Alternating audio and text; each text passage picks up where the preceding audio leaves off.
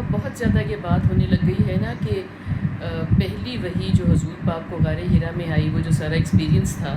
وہ پہلی وحی نہیں تھی۔ بہت سے اسکالرز اس پہ بات کرنے لگ گئے ہیں، تو میں صرف یہ کہتی ہوں کہ وہ پہلی وحی تھی یا نہیں تھی۔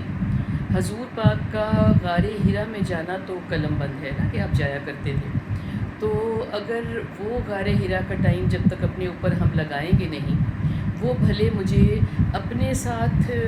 وقت گزارنا ہے، مجھے آخرت رخی زندگی کی طرف جانا ہے، مجھے کوئی کانسنٹریٹ کرنا ہے، یا مجھے دین کی کوئی سمجھ بوجھ چاہیے، تو مجھے وہ کوائٹنس کا ٹائم، وہ مجھے تنہائی کا ٹائم، وہ مجھے اپنے ساتھ گزارنے کا ٹائم ضرور چاہیے۔ اس کو میں غار حرا کا ٹائم کہتی ہوں، for yourself, to yourself. تو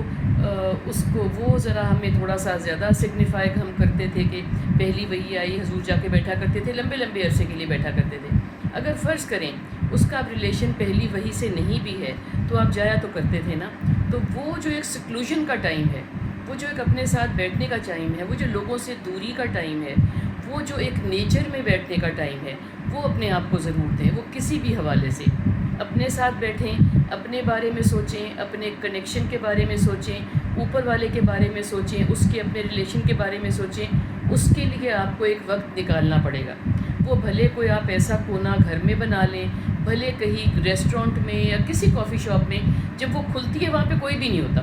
اگر وہاں پہ جا کے آپ ایک دفعہ بیٹھنا شروع کر دیتے ہیں نا، تو کچھ مرتبہ تو آپ کو کچھ وہاں کھانے پینے کے لیے لینا پڑے گا۔ جب آپ بیٹھنا شروع کر دیں گے تو کچھ دن آپ اپنا پانی بھی لے جائیں گے تو کوئی بھی کچھ نہیں کہے گا، لیکن آپ کے ساتھ کوئی بات کرنے والا نہ ہو، آپ کوئی فون پہ نہ دیکھ رہے ہوں، کچھ کوئی کتاب نہ لے کے جائیں، کوئی اسکیچ بک نہ لے کے جائیں، صرف بیٹھ کے اپنے اوپر دھیان دیں اور اوپر والے پہ دھیان دیں۔ یہ بہت زیادہ ہیلپ فل ہوگا۔ اس کی پچھلی کوئی کہانی آپ اس میں ڈالتے ہیں یا نہیں ڈالتے، سیکلوژن کا ٹائم آپ کی کسی بھی بڑھوتری کے لیے،